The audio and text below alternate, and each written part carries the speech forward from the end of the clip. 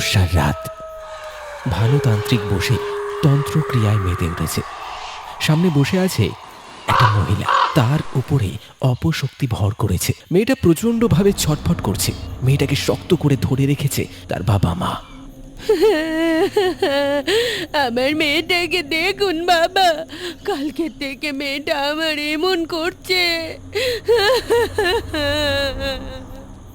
তান্ত্রিক বাবা একটা গাছের পাতা মেয়েটাকে ঘ্রাণ নিতে দেয়, আর সেই ঘ্রাণ নিয়ে মেয়েটা ছটফট করে ওঠে।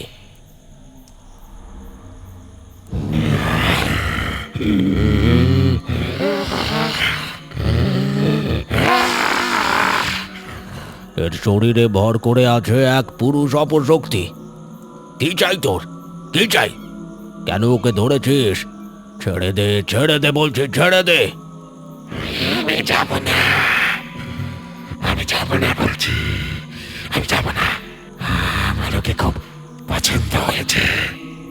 আমি আমি একে নিয়ে যাব, নিয়ে যাব। একদম না, ছেড়ে দে, ছেড়ে দে বলছি। আমি ওকে ছাড়বো না, আমি ওকে নিয়ে যাব। ওকে আমার খুব পছন্দ হয়েছে, ওকে আমি নিয়ে যাবই। এটা কোনো মতেই হতে পারে না, সম্ভব নয়। পৈশাচিক শক্তি আর মনুষ্য শক্তি কখনো একসাথে থাকতে পারে না। চলে যা, চলে যা, ওখান থেকে চলে যা। আমি যাব না, বললাম তো, বললাম তো যাব না, যাব না। তবে রে, আমার আদেশ অমান্য করা। তান্ত্রিক সামনে থাকা সর্ষে, লঙ্কা আর নুন তুলে নেয়, বিড় বিড় করে মন্ত্র পড়ে, সমস্ত কিছু ছুঁড়ে দেয় ওই মেয়েটার দিকে। মেয়েটার গায়ে লাগতেই মেয়েটা চিৎকার করে ওঠে।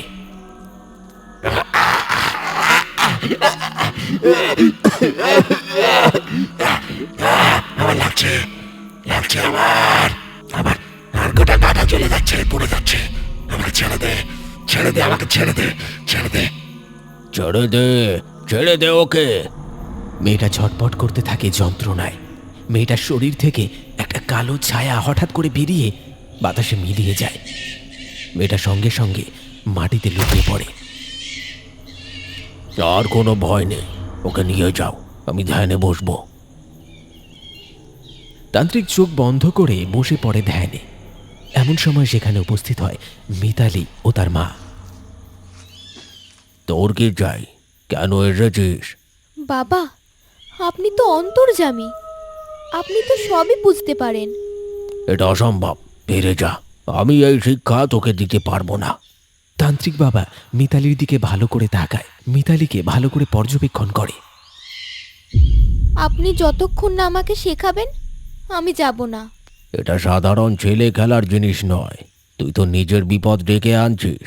চলে যা, চলে যা এখান থেকে। আমি যাব না, যাব না আমি। হঠাৎ করে একটা শুকনো বাজ গাছে পড়ে, আর সেই সাথে মোটা গাছের ডাল ভেঙে পড়তে যায় তান্ত্রিক বাবার মাথায়। মিতালি দৌড়ে এসে বাবাকে ঠেলে সরিয়ে দেয়। ডালটা পড়ে মিতালির মাথায়। মিতালির মাথা ফেটে রক্ত গড়িয়ে পড়ে।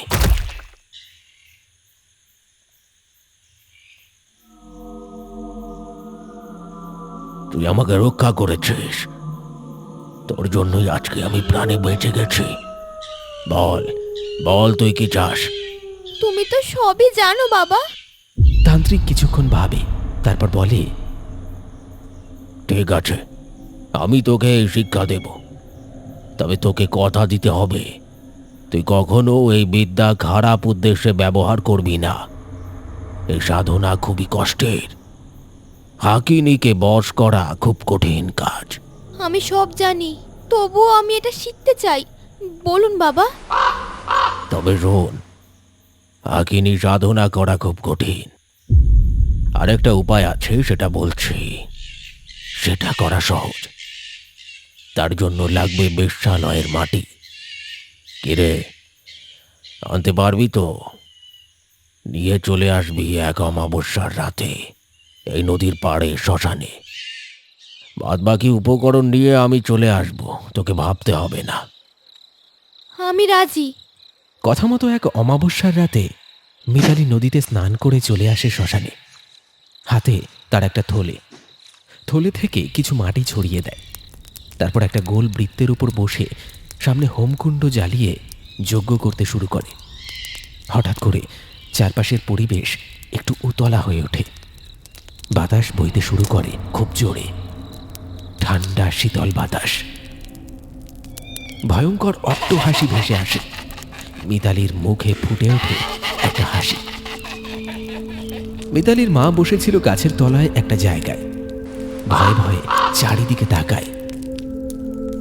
যাও, আমার মায়ের শরীরে তুমি প্রবেশ করো।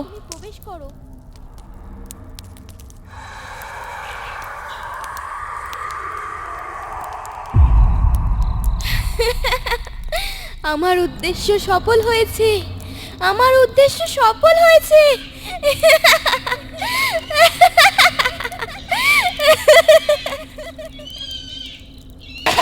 এটা এটা তুমি কি করলে? তুমি তোমার মায়ের শরীরে প্রবেশ করালে? না না না না না, এটা তুমি ঠিক করনি, ঠিক করনি।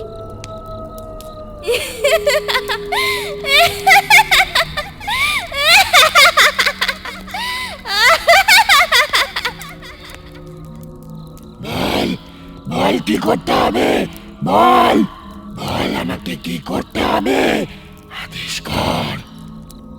যা, ওই তান্ত্রিককে মেরে ফেল। যা যা যা যা যা যা। এটা তুই ঠিক করিসনি। এর ফল কখনো ভালো হবে না, কখনো ভালো হবে না। না না না না না। হাকিনি ভয়ঙ্কর ভাবে হাসতে থাকে।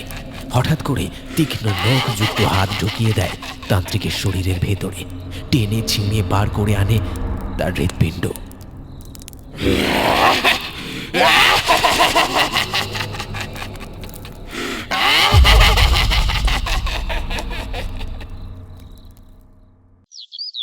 এই ঘটনার পর কেটে গেছে কয়েকটা মাস। এখন গ্রামে একটা অদ্ভুত ঘটনা ঘটছে।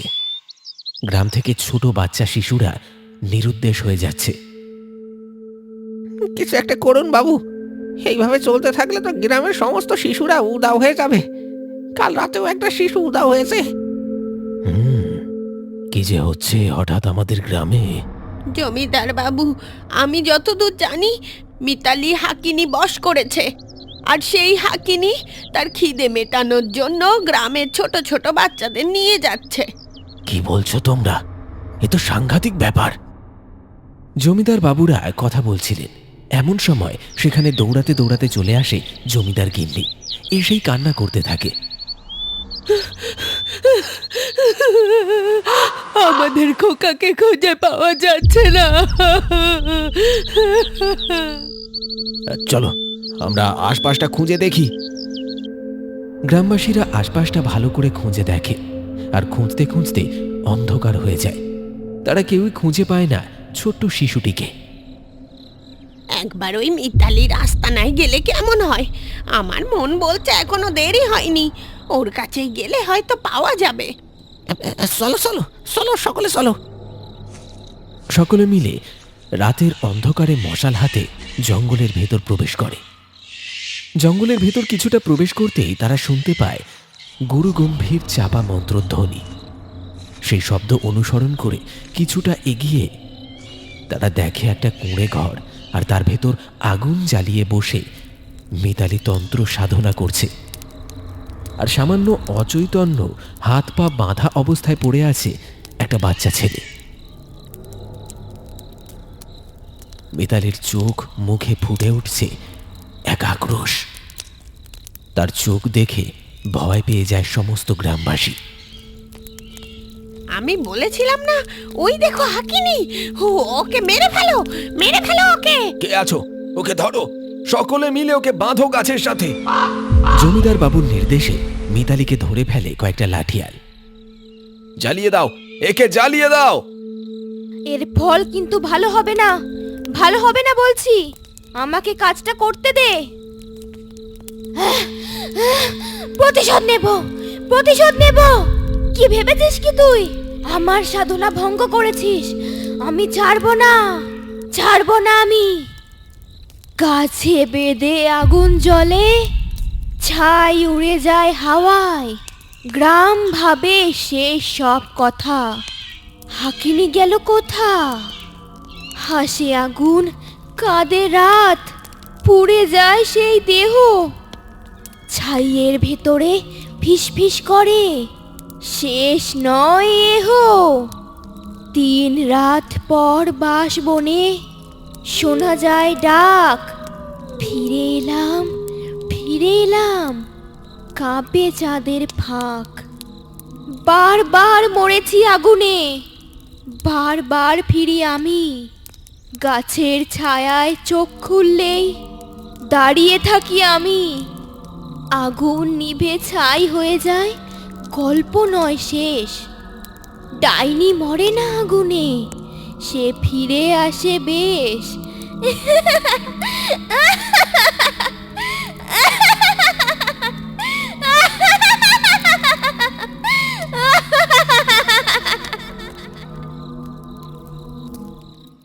আমাদের গ্রামে যে কি শুরু হলো আবার, ও পাড়ার রমেনদা নিখোঁজ। আমি আজকে হাটে গিয়েছিলাম, মুদির দোকানি প্রশান্ত উনি নিখোঁজ। এসব ঘটনা শুরু হয়েছে ওই মিতালিকে মারার পর থেকে। কেউ না কেউ প্রত্যেকদিন নিখোঁজ হচ্ছে। আগে তো শুধুমাত্র বাচ্চারা নিখোঁজ হতো, এখন বাচ্চা, বড়, বৃদ্ধ, পশু পাখি সমস্ত কিছু। উম, মনে হয় কারোর নিস্তার নাই গো, কারোর নিস্তার নাই। এমন সময় ঘটে অদ্ভুত কাণ্ড। এক ভয়ঙ্কর অট্টহাসি শুনতে পায় সকলে। শুধু অট্টহাসি বলা ভুল হবে, তার সাথে ভেসে আসতে থাকে করুণ কান্না আর সেই ছড়া, যেই ছড়া ডাকিনীর মৃত্যুর সময় বলেছিল। গ্রামবাসীরা সকলেই সেটা শুনতে পায়। তারা ভয়ে কাঁপতে থাকে থরথর করে। জমিদার বাড়িতে জমিদার বাবু আর জমিদার গিন্নি ভয়ে একে অপরের দিকে তাকায়। জমিদার বাবু চোখে মুখে ফুটে ওঠে তীব্র এক আতঙ্ক। এবার কি হবে? কালকে তোমরা সকলে শুনেছ কি ভয়ঙ্কর সেই আওয়াজ আর সেই মিতালির বলে যাওয়া ছড়া। তার মানে কি? জমিদার বাবু, গ্রামের মানুষ আবার নিখোঁজ হচ্ছে। আমরা কি মিতালিকে মেরে ভুল করলাম? আমরা সকলেই শুনেছি। এবার কি হবে জমিদার বাবু? আমরা যে প্রচন্ড ভয়ে আছি। এবার কি হবে বলতো? তাহলে কি আমি ভুল করলাম? আমার কি ওটা করা উচিত হয়নি? কিন্তু তখন যদি ওটা না করতাম, আমি মনে হয় ভুল করেছি। এই যা কিছু হচ্ছে সমস্ত কিছুর দায়ভার একমাত্র আমার। যেটা করেছেন একদম ঠিক করেছেন। ওটা না করলে গ্রামের ছোট ছোট শিশুদের ও শেষ করে দিত। ওই হাকিনিকে শেষ করার জন্যই তো আমরা সকলে মিলে এটা করেছি। কিন্তু এখন যেটা হচ্ছে সেটা থেকে বেরোবার উপায় কি? তোমরা রাতে কেউ ঘর থেকে বেরিও না, ঘরের ভেতরেই থেকো। আমি দেখছি কি করা যায়। কোনো না কোনো উপায় তো অবশ্যই আছে।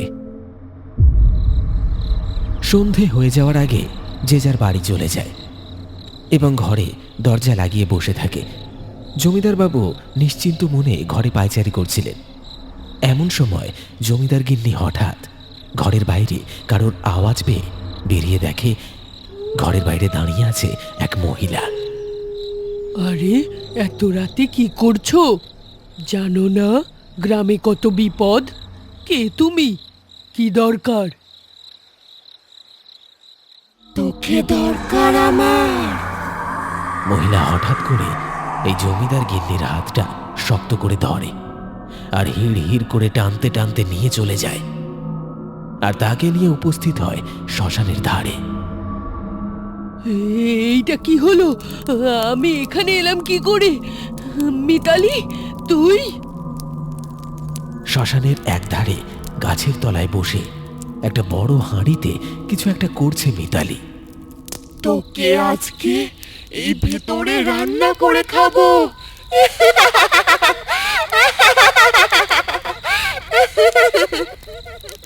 কে আছো? কে আছো? বাঁচাও আমাকে, বাঁচাও আমাকে! কে আছো? কেউ বাঁচাতে আসবে না।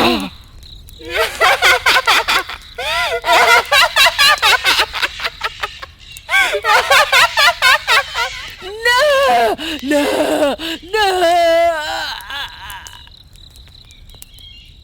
হাকিনি হাড়ি চড়ায় রাতে, মানুষের মাংস তার খাবার তাতে।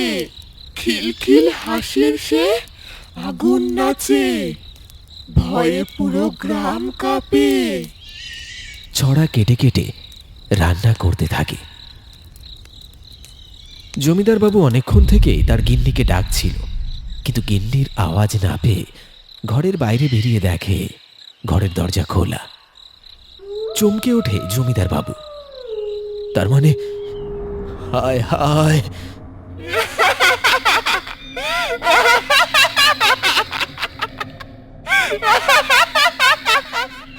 হঠাৎ করে এই জমিদার বাবুর বাড়ির সামনে মিতালি উপস্থিত হয়। তার ভয়ঙ্কর চেহারা দেখে জমিদার বাবু ভয়ে ভয়ে বলেন, আমার আমার স্ত্রীকে ছেড়ে দাও, ক্ষমা করো, আমাদের আমাদের ক্ষমা করো।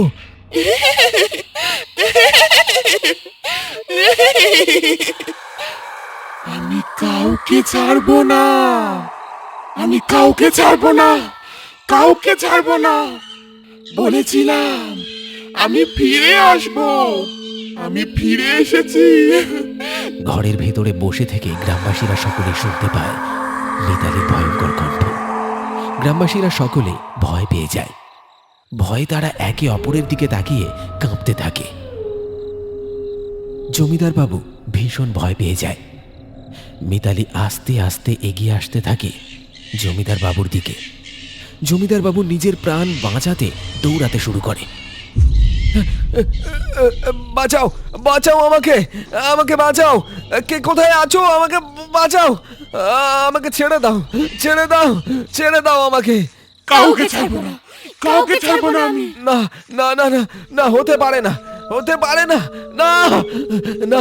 বলেছিলাম না আমি ফিরে আসবো, আমি ফিরে এসেছি, প্রতিশোধ নিতে ফিরে এসেছি। জমিদার বাবু ভয় পেয়ে যান, দৌড়াতে শুরু করেন, প্রাণপণে দৌড়াতে শুরু করেন। এইদিকে হাকিনিও তাকে তাড়া করে।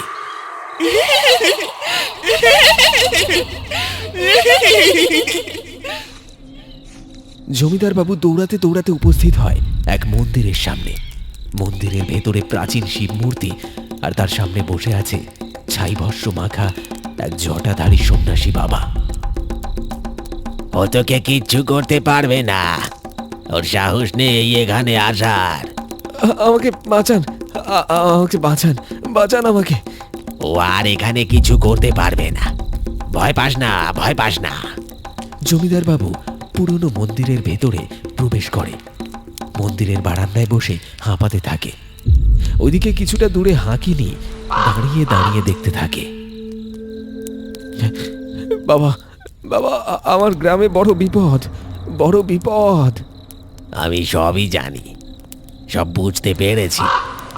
ওই শয়তান বিরাজিনী হাকিনি আমার প্রধান শিষ্যকে মেরে ফেলেছে, ওর বিদ্যাকে ভুল পথে চালনা করছে। বিপদ, বড় বিপদ।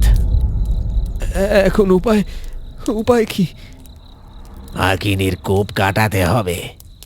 বাম ভোলে, চল, দেরি করলে চলবে না। হর হর মহাদেব। গ্রামবাসীদের নিয়ে উপস্থিত হও শ্মশানে। রাত হলে এখানেই আসে হাকিনি, আর এটা হচ্ছে ওর স্থান। তোদের একটা জিনিস দেখাই। হায় হায় হায়, কি সাংঘাতিক কাণ্ড, কি সাংঘাতিক। এবার কি হবে? এই হাকিনির কোপ থেকে আমাদের নিস্তার নেই সন্ন্যাসী বাবা। কে বলেছে? অপশক্তির বিনাশ সব সময় নিশ্চিত। হর হর মহাদেব। আমাকে এখানে যজ্ঞ করতে হবে। সন্ন্যাসী বাবা নিজেকে গাত্র বন্ধনে আবদ্ধ করে, আর গ্রামবাসীদের সকলকে পবিত্র জল ছিটিয়ে আবদ্ধ করে দেয় এক নিরাপদ গণ্ডির মধ্যে। অন্ধকার নেমে আসে, ঘন কালো অন্ধকার।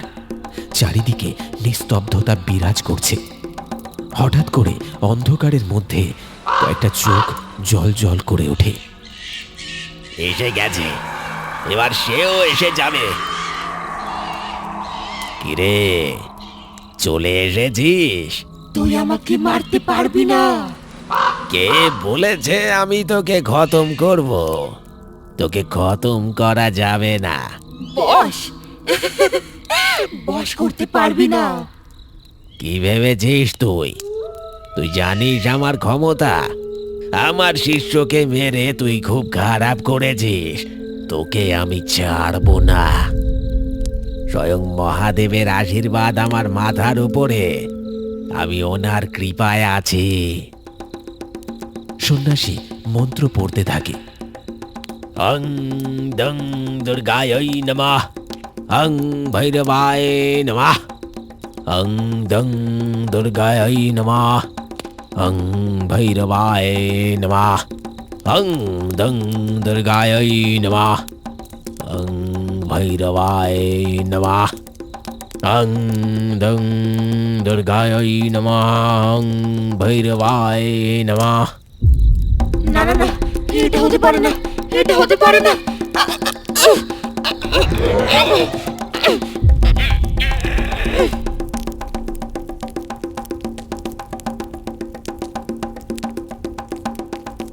আর কোনো ভয় নেই, তোরা নিশ্চিন্তে থাক। এই হাকিনীর কূপ থেকে তোরা সকলে মুক্ত।